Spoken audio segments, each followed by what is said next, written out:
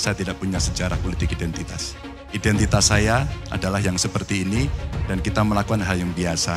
Dan kemudian semuanya menilai, sekali lagi, saya tidak ada dalam sejarah politik menggunakan politik identitas. Boleh dicek. Nggak bisa dipungkiri, investasi akan membuka lebih banyak lapangan kerja. Suatu ketika saya di demo gede-gedean. Karena ada investasi di banyak negara, tidak hanya Tiongkok. Ramailah demo itu di depan. Teriakannya itu, usir itu, usir itu. Ada nggak beritanya itu? Ada. Lalu suatu ketika saya undang saja dialog, bro apa? Kami Pak yang harus bekerja. Good. Anda yang harus bekerja. Masuk. Anda saya dites. Nggak lolos Mbak. Apa artinya Mbak? Kenapa terjadi skilling, upskilling? Vokasi mesti masuk. Bagaimana agar bisa cepat? Agar kita bisa menjadi tuan rumah di negeri sendiri. Agar kita bisa bekerja sendiri. Agar kita tidak hanya menyalahkan orang lain. Dan kemudian seolah-olah kita anti investasi. Dan kita bicara, usir mereka, usir kelompok itu. Masuk pada isu sara, isu etnis. Dan dikembangkan semuanya. Gak mau Mbak. Investasi masuk ke Indonesia harus ada jaminan. Maka saya sampaikan, loh jangankan yang itu. Kalau mereka sudah tidak Anda kehendaki, kita usir besok pagi. Tapi kita bisa apa enggak? Jangankan membuat. Anda nginstall alat itu bisa apa enggak? Mbak, ini sebuah dialog proses panjang yang seringkali muncul dan tidak ada orang yang berani menjelaskan dengan tegas. Apa sebenarnya yang terjadi?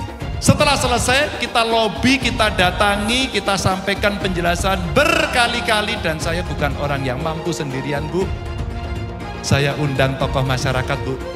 Saya undang tokoh agama untuk membantu menyelesaikan. Bukan untuk mengajak dalam politik identitas. Tapi menyelesaikan persoalan itu. Menyelesaikan persoalan itu. Presiden adalah presiden. Dia menjalankan amanat penuh dari konstitusi yang ada. Titik, tidak ada komanya. Tapi presiden adalah orang yang disumpah untuk menjalankan konstitusi. Dia punya independensi penuh. Saya harus mencopot 2 kepala dinas saya karena terindikasi korupsi dan dia ngaku sebelum pengadilan karena saya harus berani memutuskan itu tanpa menunggu. Anti korupsi. Dan saya anggota PDI Perjuangan dan hari ini Anda boleh menilai saya. Apakah saya bisa berpihak pada wong cilik si Marhen itu. Terima kasih. Perbedaan 3 baca pres saat refleksi di depan cermin mata Najwa. Ini mau mulainya juga repot ini kita. Gini, saya ini nggak pernah ngomong di depan kaca. Ini pertama kali nih saya selalu ada yang pertama di mata Najwa. Di tempat ini, di lapangan ini, saya kelas 1 SD dan bermain sepak bola pertama kali di lapangan terbuka namanya lapangan STO. Pada waktu itu saya kelas 1 SD, sekolahnya di Skip. Nah, tahun 89 saya berada di lapangan ini, namanya lapangan Pancasila.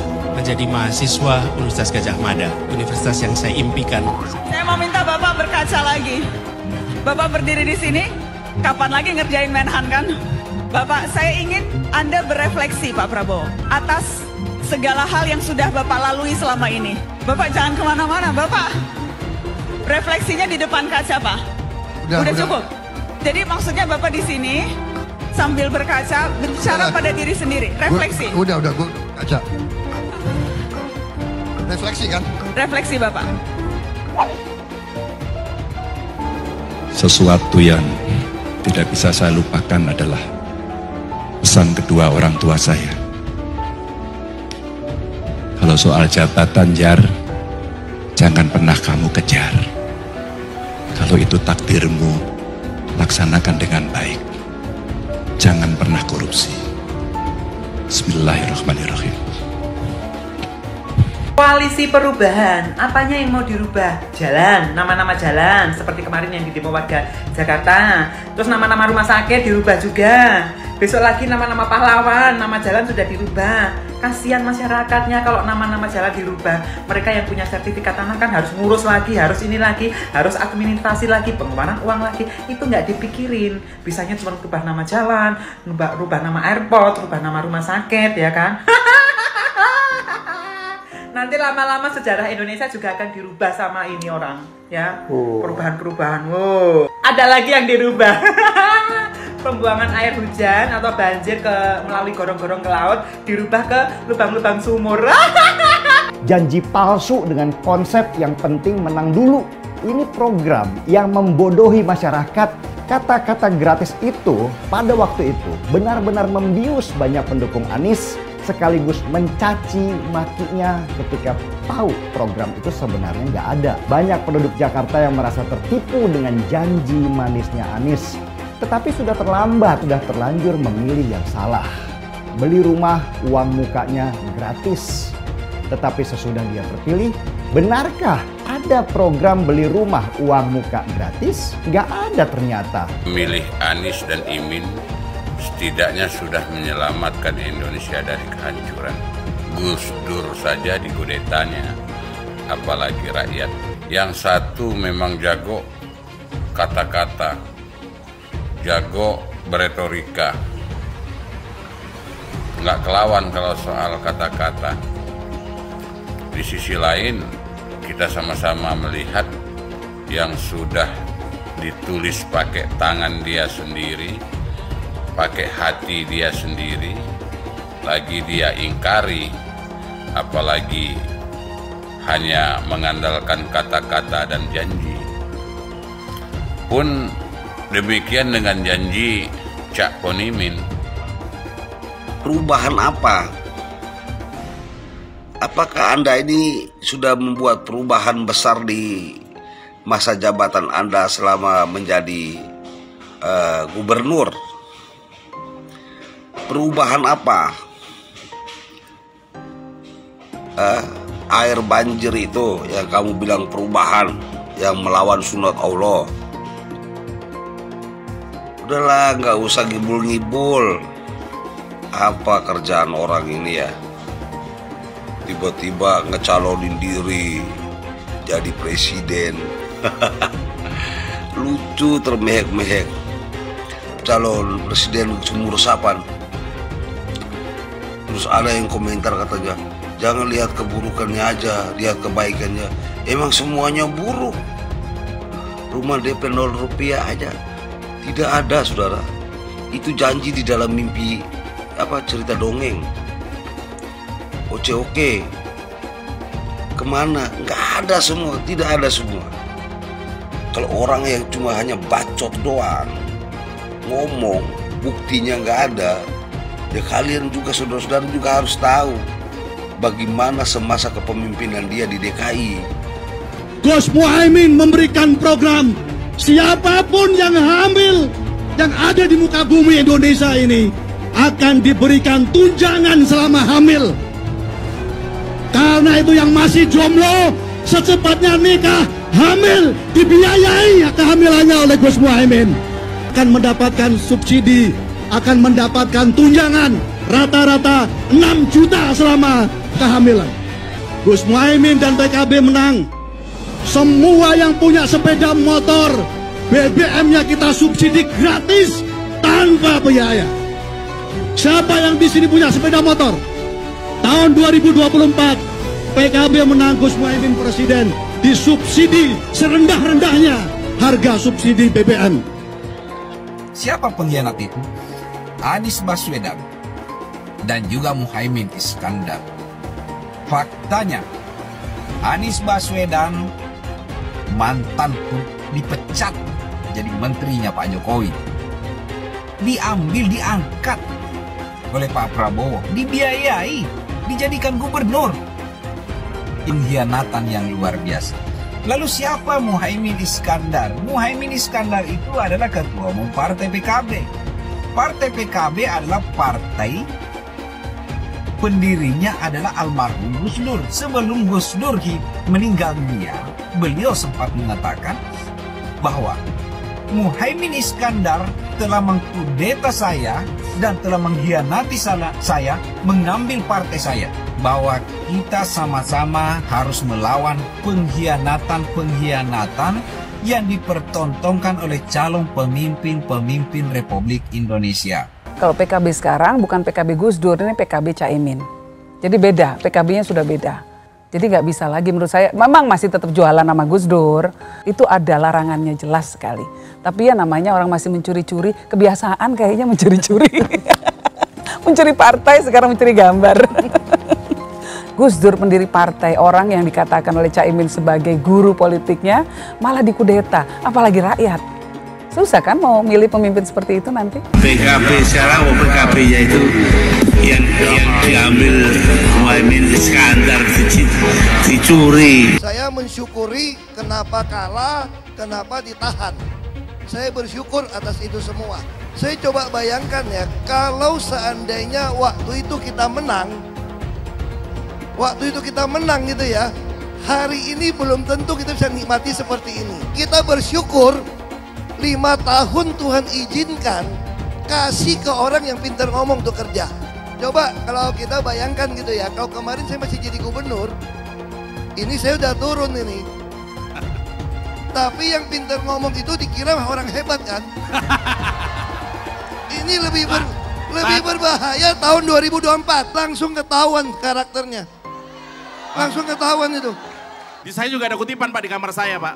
Tulisannya, Jakarta telah mengambil keputusan yang fatal. Bapak Politik Identitas Indonesia Anies Baswedan, Bapak Intoleransi Indonesia Anies Baswedan. Jangan lupakan, jangan terlena, jangan sampai dia pecahkan kita dengan dagangan ayat dan mayatnya. Air itu turun dari langit, turunnya ke atap rumah langsung sumur bor, bukan ke sungai dan ke laut. Jangan hanya konsentrasi pada pembangunan benda-benda mati yang indah difoto dan bisa ditunjukkan dalam 5 tahun hasilnya. Kalau kita mau menilai sebuah janji, maka lihat janjinya atau lihat kenyataannya. Dulu janjinya apa ya? Dan ini aneh, betul-betul aneh. Ini bukan kampanye, tapi saya sampaikan di sini. Di satu sisi menyiapkan jalur-jalur air untuk dikirim ke laut, di sisi lain di lautnya dipasang dengan pulau reklamasi, tinggal tunggu waktu jadi rob, air balik. Dan ini melawan sunatullah. Kenapa? Air itu turun dari langit ke bumi, bukan ke laut. Harusnya dimasukkan ke dalam bumi, masukkan tanah. Di seluruh dunia air jatuh itu dimasukkan ke tanah. Bukan dialirkan pakai gorong-gorong raksasa ke laut. Jakarta telah mengambil keputusan yang fatal. Bukan banjir, itu memang parkir air. Bukan banjir, itu memang parkir air. Masyarakat berkeliling dengan membawa toa untuk memberitahu semuanya, termasuk sirine. Ibon 82 miliar. Apa alat transportasi yang dimiliki oleh hampir setiap orang? Alat transportasi yang dimiliki semua orang adalah kaki. Kalau seandainya orang Jakarta percaya Pak Anies jadi gubernur pun, saya berani jamin kok dia akan lakukan normalisasi yang sama seperti saya lakukan kok. Gak usah bohong lah. Ketika air sampai di muara, maka siap untuk dipompa ke laut. Pancasila Soekarno, ketuhanan ada di pantai. Anak Tuhan dari mana? Kalau Yesus anak Tuhan, bidangnya siapa? Besok di seluruh wilayah Indonesia kami katakan dan Iblis hanya menggoda orang yang beriman. Makanya jarang-jarang orang kafir kerasukan setan. Yang kerasukan setan itu orang baik-baik. Jarang, saya belum pernah nengok Cina kerasukan setan. Pernah tak Ahok itu kerasukan setan? Enggak, setannya juga. Karena sesama setan jarang saling menggoda. Karena di salib itu ada jin kafir. Karena di salib itu ada jin kafir. Karena di salib itu ada jin kafir. Haleluya. Kepalanya ke kiri apa ke kanan? Kepalanya ke kiri apa ke kanan? Tetap percaya salib itu lambang mulia, bukan jin. Kok ketawa? Aku nggak nyindir siapa-siapa loh. Saya nggak pernah mundur untuk kebenaran, keadilan, kejujuran dan peri kemanusiaan. Gue nggak pernah mundur. Dan gue nggak pernah takut juga sama lu. Siapapun yang rasis, gue akan hadapin. Karena rasis itu tidak berperi kemanusiaan. Sama saya ditanya dulu kan, kamu nyesel nggak statement kamu di Pulau Seribu sehingga masih masuk penjara? Tidak pernah nyesel. Karena saya mengatakan kebenaran. Anies merupakan antitesis daripada Pak Jokowi. Antitesis artinya bertolak belakang dengan Jokowi. Anies sudah menyatakan tidak akan melanjutkan semua program dari Pak Jokowi. Jadi semua pembangunan yang dilakukan oleh Pak Jokowi akan dihentikan oleh Anies jika Anies menjadi presiden. Lagi pula Anies didukung oleh khilafah dan pendukung Anies adalah ormas seperti FPI dan HTI. Apa kita mau FPI dan HTI kembali di Indonesia jika Anies memimpin? Anies juga dikenal sebagai bapak politik identitas yang menghalalkan segala cara untuk menggapai kekuasaannya, termasuk menggunakan politik identitas berbasis agama. Lihatlah di kasus Ahok waktu itu. Kita sudah bisa melihat hasil kerja Anies selama 5 tahun di Jakarta. Tidak ada satupun janji yang dipenuhi dan tidak ada kinerja yang bisa dibanggakan. Dari DP 0%, OKOC, kelebihan bayar, Formula E, banjir, sumber resapan, jalan rusak, dan gonta-ganti nama jalan. Lihatlah rekam jejak Anies selama 5 tahun. Bayangkan Indonesia ke depan jika dipimpin oleh Anies. Dan bayangkan jika Anies menang. HTI dan FPI, ormas khilafah yang dibubarkan itu akan dikembalikan oleh Anies. Apakah kita mau Pancasila diganti jadi khilafah? Perkataan Ahok sudah terbukti dan Jakarta sudah menjadi korban. Jangan biarkan Indonesia menjadi korban kibulan Anies Baswedan. Umat minoritas, terutama kaum Tionghoa, tidak akan memilih Anies Baswedan. Saya tidak punya sejarah politik identitas. Identitas saya adalah yang seperti ini dan kita melakukan hal yang biasa dan kemudian semuanya menilai, hasil akhirnya Mbak Nana sudah sebutkan. Saya akan menunjukkan diri saya sendiri. Saya menunjukkan saya suka lari, saya menunjukkan apa saya komunikasi dengan masyarakat, saya menunjukkan sikap-sikap yang lebih jelas. Sekali lagi, saya tidak ada dalam sejarah politik menggunakan politik identitas. Boleh dicek. Identitas saya akan banyak, tapi itu tidak saya jual. Karena pada sisi yang lain, saya bertemu dengan Bante, saya bertemu dengan pendeta dan pastor, dan itu diupload lebih dulu. Seolah-olah saya sedang berjalan sendiri. Tidak. Ada partai yang mengusung, tidak ada demokrasi tanpa partai politik. Tidak ada calon presiden yang tidak diusulkan oleh partai politik. Tapi kalau gubernur kepala daerah, bisa. Oleh perorangan. Lalu kami akan lakukan sudah yang tadi kami sampaikan, 3 pondasi, nggak banyak Mbak. Pondasi pertama adalah bagaimana kemudian anggaran itu bisa naik, tidak bocor, kemudian kita bisa membiayai sekolah. Yang miskin bisa mendapatkan sekolah terbaik sampai di UGM ini atau di perguruan tinggi yang lain, dan kemudian guru, dosen bisa mendapatkan penghasilan yang layak, risetnya bagus, persoalan diselesaikan oleh mereka secara kolaboratif. Digitalisasi pemerintahan agar governance lebih baik, agar kemudian integritas terjaga, dan sekali lagi Mbak, tidak bocor. Karena kalau kita ketemunya masih orang-orang terus-menerus, tidak bisa Mbak. Pasti akan terjadi negosiasi. Dan korupsinya mesti dibasmi. 3 saja yang menjadi fondasi utama. Dari sisi hukum tadi itu, baik dari jumlah penindakan kasus korupsi yang ada di Indonesia 2018-2022, biar semua publik audiens tahu sikap saya sebagai capres. Yang pertama, kebiasaan kita korup. Kerja nyogok, mau dapat proyek nyogok, dan kemudian ketemu seseorang, ketangkap OTT KPK, siapa? Aktor, analis aktor. Atau barangkali kebijakan yang korup. Karena regulasi menguntungkan sebagian dan kemudian itu dijadikan seolah-olah ini untuk kepentingan bersama, tapi yang bermain itu beberapa orang saja. Atau sistem aturan yang korup dari si kelembagaannya. Jangan-jangan memang aturannya kurang bagus. Atau terakhir, ya prakteknya yang tiap hari tertolerir itu sudah biasa kok, nggak apa-apa. Namanya juga orang kuasa, power tends to corrupt. Nggak bisa. Ini tantangannya. Maka saya tuliskan Mbak di dalam solusi ini. Penguatan kejaksaan KPK dan kepolisian yang disebut sebagai APH. Clear? 1 dikuatkan, 2 revisi regulasi. Revisi regulasi Mbak, itu membutuhkan 1 treatment sendiri. Political interplay. Mbak, kenapa kemudian dalam konteks politik ketika seseorang berkuasa, di sana ada yang mengontrol, namanya parlemen.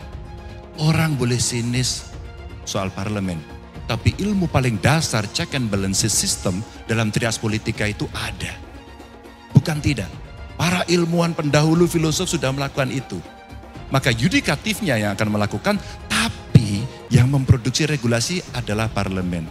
Maka kenapa dalam sebuah kekuasaan yang kemudian sedang berjalan, kepemimpinan yang sedang berjalan, seringkali terjadi lobby. Seringkali terjadi seperti praktek Pak Jokowi. Yang kalah pun diajak. Partai yang lain pun diajak. Kenapa? Agar terjadi penguatan sistem. Meskipun kuatnya itu bisa tertuduh nanti, itu oligarki. Tapi itulah effort yang bisa dilakukan. Kalau kemudian semua dalam satu barisan sepakat, maka apa yang akan dilakukan itu bukan hal yang sulit. Maka yang mesti dilakukan adalah sistem yang kemudian diperbaiki dan memilih aktor. Tentu ini bukan suatu yang mudah seperti ketika saya mengucapkan hari ini. Tapi harus saya sampaikan karena Anda bertanya. Pertanyaan berikutnya, kebutuhan tenaga kerja itu disesuaikan selalu dengan dunia pendidikan.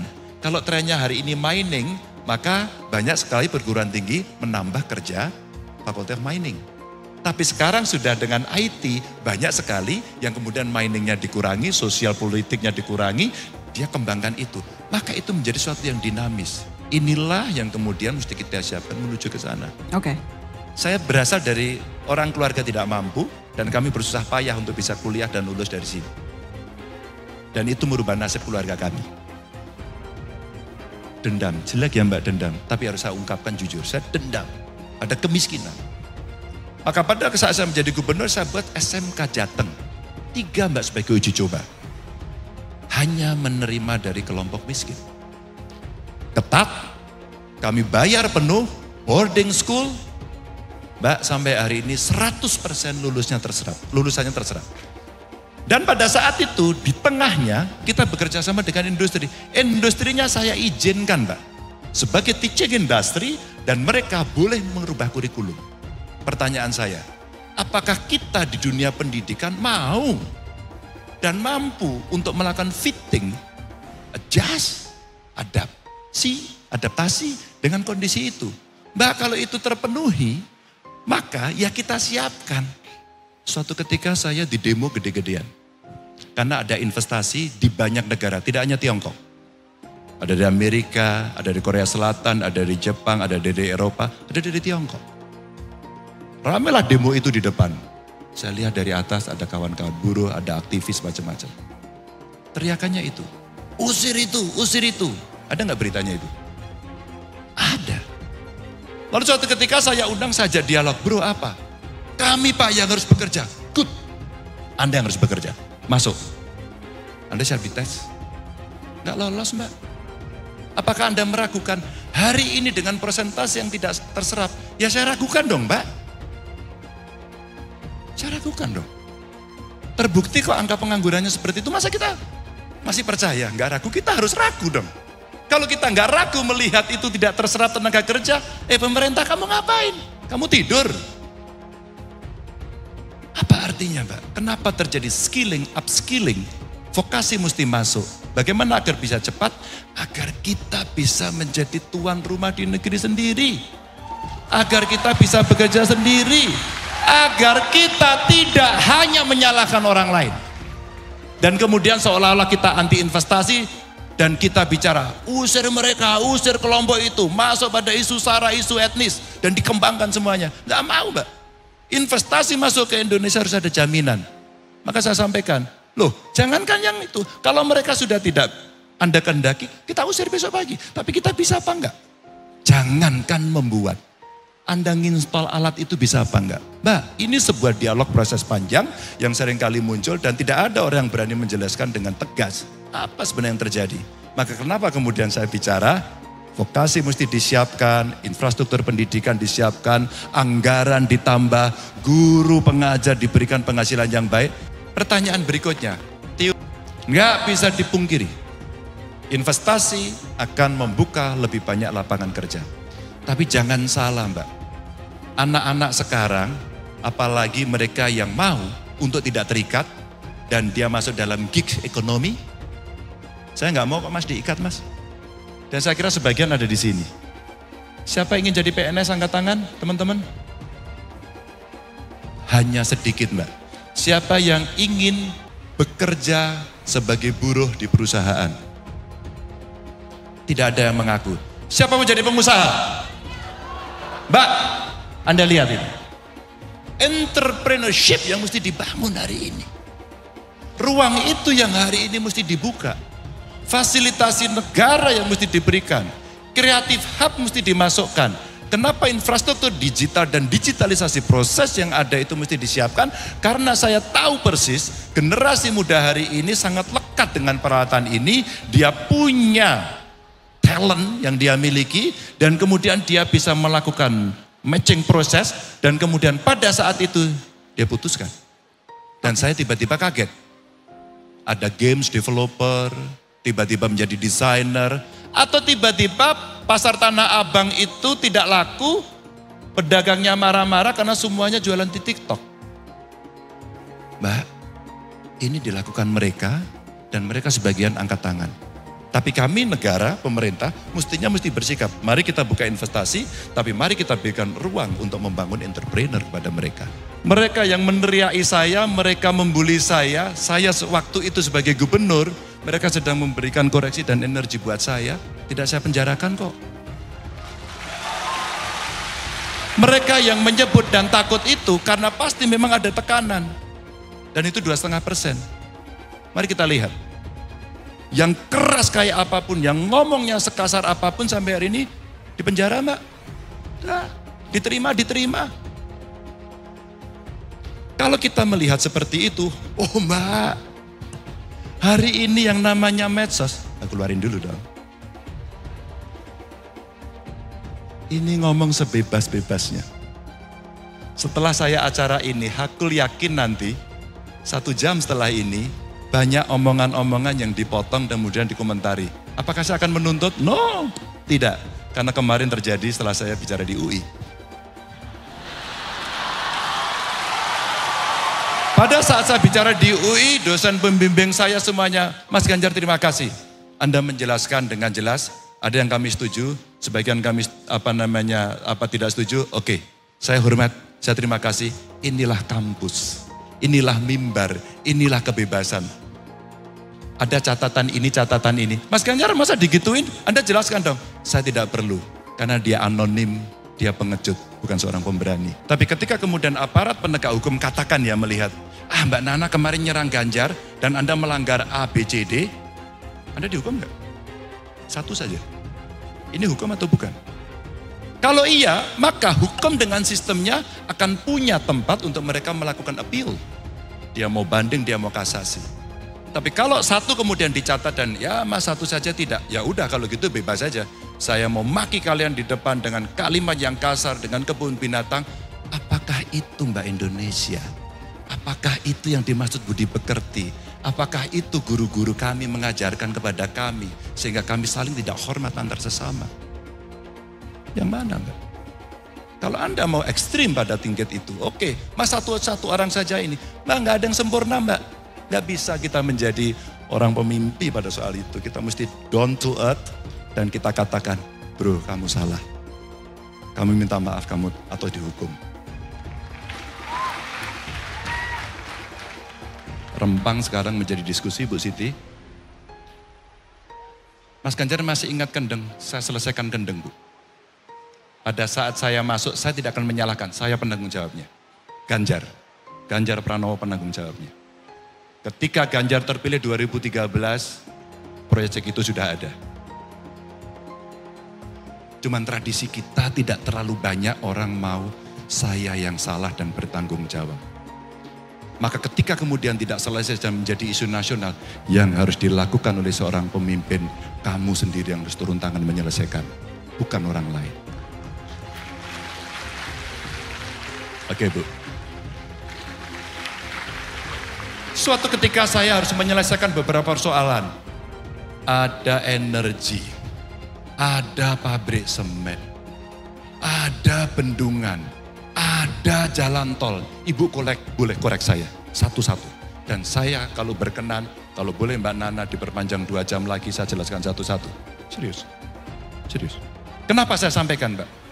Pada saat saya datang, Bu, persoalannya kadang-kadang tidak terlalu rumit. Saya harus menghormati satu rumah ketika Brexit terjadi. Brebes exit, macet lebaran. Satu rumah tidak mau minggir Bu. Pak Ganjar ini gimana? Sudah biarkan saja. Disewa dulu sampai kemudian lebarannya selesai. Jadi arus lalu lintasnya begini Bu, di tengahnya ada rumah satu, kemudian orang melingkar.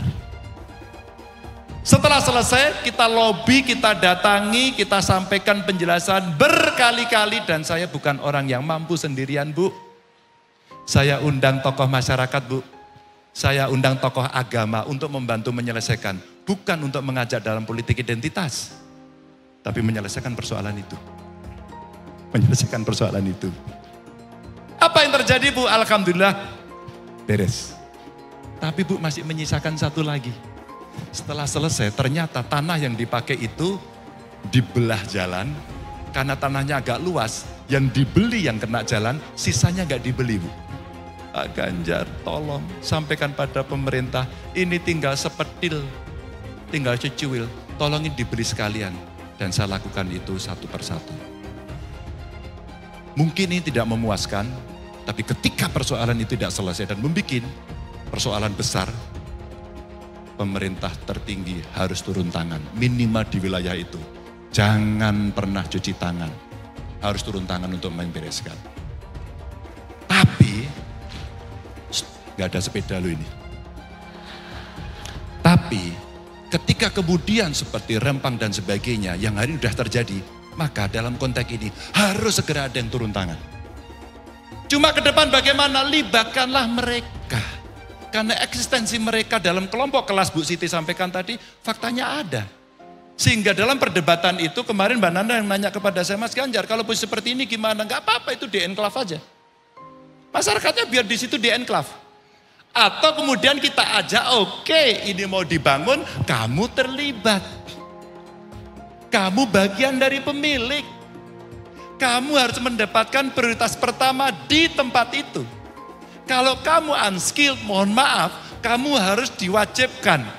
Atau perusahaannya diwajibkan untuk membereskan dia agar kemudian pekerjaan yang ada di situ membuat orang yang ada itu naik kelas. Tidak ada demokrasi tanpa partai politik dan saya katakan di awal. Teman-teman saya mau cerita dikit ya. Saya ketika seusia Anda, saya sudah anggota partai. Dan semua orang nyinyir.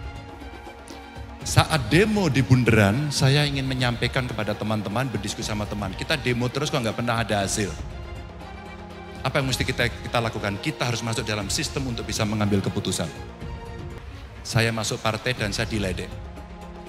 Lalu saya menjadi anggota DPR dan saya berhasil, bukan berhasil lah. Akhirnya diminta untuk memimpin beberapa pansus, parlemen rules umpama. Saya diminta untuk menyusun undang-undang kewarganegaraan. Saya menjadi ketua pansus undang-undang parpol. Saat itu, ketika isu gender muncul, saya putuskan pengurus partai 30% perempuan. Karena saya ada di situ dan dengan tangan saya putuskan.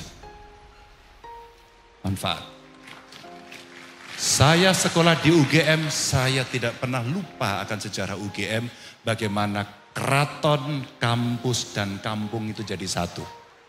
Pada saat itulah peran Sri Sultan Hamengkubuwono IX besarnya minta ampun. Beberapa partai tidak setuju undang-undang keistimewaan.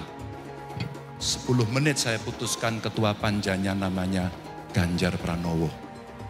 Sejak putusan itu undang-undang keistimewaan lahir setelah belasan tahun tidak pernah putus. 2. 3, saya akan jadi gubernur. Dipercaya oleh masyarakat. Saya hanya minta satu saja. Halo? Saya hanya minta satu saja. Karena saya juga pengagum Baharudin Lopa. Saya hanya minta satu. Tidak ada korupsi. Maaf kemarin di UI saya ceritakan. Saya harus mencopot 2 kepala dinas saya karena terindikasi korupsi dan dia ngaku sebelum pengadilan. Karena saya harus berani memutuskan itu tanpa menunggu. Anti korupsi. Keempat. Baik. Ketika tadi saya ceritakan ke Mbak Nana dan audiens, saya dari keluarga tidak mampu deh. Bagaimana agar anak-anak itu bisa bersekolah. Bagaimana dia bisa mengakses pendidikan. Dia dari keluarga tidak mampu. Saya keluarkan APBD. Menanggung biaya mereka. Penuh 100%, mereka di Jepang, mereka di Korea, mereka di perusahaan besar, dan dia jadi tulang punggung keluarganya untuk mengentaskan kemiskinan. Karena keputusan itu. Dan saya anggota PDI Perjuangan, dan hari ini Anda boleh menilai saya. Apakah saya bisa berpihak pada wong cilik si Marhen itu. Presiden adalah presiden. Dia menjalankan amanat penuh dari konstitusi yang ada. Titik, tidak ada komanya. Oke? Dari waktu ke waktu, kamu bisa menilai bagaimana sebuah keputusan bisa diambil, seboneka apa mereka mendapatkan pengaruh dari luar. Apakah dari pengusungnya, apakah intervensi dari proksi negara lain, ataukah dari kelompok. Kalau kemudian satu persatu bisa diperbandingkan, maka penilaian itu akan bisa kamu dapatkan. Tapi presiden adalah orang yang disumpah untuk menjalankan konstitusi. Dia punya independensi penuh. Dulu Anies bisa menang karena menggunakan agama dan etnis. Isu agama, ras, dan antar golongan dinikmati oleh relawan Anies. Saat itu Anies didukung oleh FPI, HTI, dan pengasong khilafah lainnya. Pada akhirnya Ahok harus kalah, namun kekalahan dia adalah kekalahan yang membuka mata rakyat Indonesia bahwa masih ada orang-orang yang menang dengan cara menggunakan politisasi agama atau politik identitas berbasis agama. Ternyata banyak sekali orang yang dengan mudah terhasut lewat jalan-jalan seperti itu. Relawan Anies terutama dari FPI, HTI, PA212 seperti Bahar Smith dan Rizik Syihab selalu menghujat Cina, etnis Cina. Tapi saat ini negara Cina sudah menjadi nomor 1 di dunia. Saya bangga sebagai Cina. Etnis Tionghoa dicap sebagai pemberontak, sedangkan etnis Arab dianggap sebagai Tuhan atau tuan dari pribumi. Etnis Arab dipuja-puja dan dianggap sebagai dewa. Lihat saja Rizik Syihab dan Bahar Smith dipuja-puja, padahal mereka mengujar kebencian. Pengasong khilafah seperti Rizik Syihab, Bahar Smith, dan teman-teman, mereka hanya buat gaduh di Indonesia. Sedangkan negara yang mereka sanjung-sanjung itu, Arab Yaman, masih belum maju dan masih terbelakang. Saya percaya Indonesia dengan mayoritas pribumi juga akan jadi negara maju. Seharusnya Arab Yaman belajar dari negeri Cina. Seperti kata kitab suci, belajarlah sampai ke negeri Cina. Anies dan juga pendukung Anies seperti Rizik Syihab, Bahar Smith, dan kelompok-kelompok HTI dan FPI harus belajar ke negeri Cina supaya tidak lagi melakukan kelebihan bayar. Yang jelas saya memilih pribumi, bukan yang dari Yaman. Ganjar jelas pribumi, nasionalis, dan pasti akan melanjutkan visi dan misi dari Pak Jokowi. Suara Ahok merepresentasi warga minoritas, dan etnis Tionghoa mendukung Ganjar Pranowo. Ahok pasti akan mendukung Ganjar, karena Ahok anti radikalisme. Ahok yang jelas tidak akan mendukung Anies Baswedan, karena Anies Baswedan didukung oleh kelompok khilafah, HTI, dan FPI, ormas terlarang itu.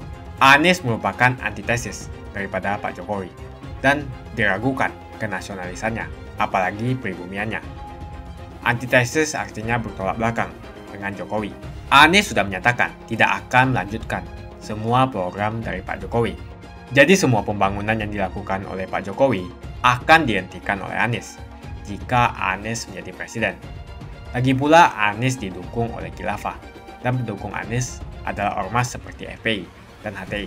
Apa kita mau FPI dan HTI kembali di Indonesia jika Anies memimpin? Anies juga dikenal sebagai bapak politik identitas yang menghalalkan segala cara untuk menggapai kekuasaannya, termasuk menggunakan politik identitas berbasis agama. Lihatlah di kasus Ahok waktu itu. Kita sudah bisa melihat hasil kerja Anies selama 5 tahun di Jakarta. Tidak ada satupun janji yang dipenuhi dan tidak ada kinerja yang bisa dibanggakan. Dari DP 0%, OKOC, kelebihan bayar, Formula E, banjir, sumber resapan, jalan rusak, dan gonta-ganti nama jalan. Lihatlah rekam jejak Anies selama 5 tahun. Bayangkan Indonesia ke depan jika dipimpin oleh Anies. Dan bayangkan jika Anies menang. HTI dan FPI, ormas khilafah yang dibubarkan itu, akan dikembalikan oleh Anies. Apakah kita mau Pancasila diganti menjadi khilafah? Bagian Indonesia Timur yang mayoritas non-muslim seperti Bali tidak akan setuju dengan khilafah atau sistem khilafah.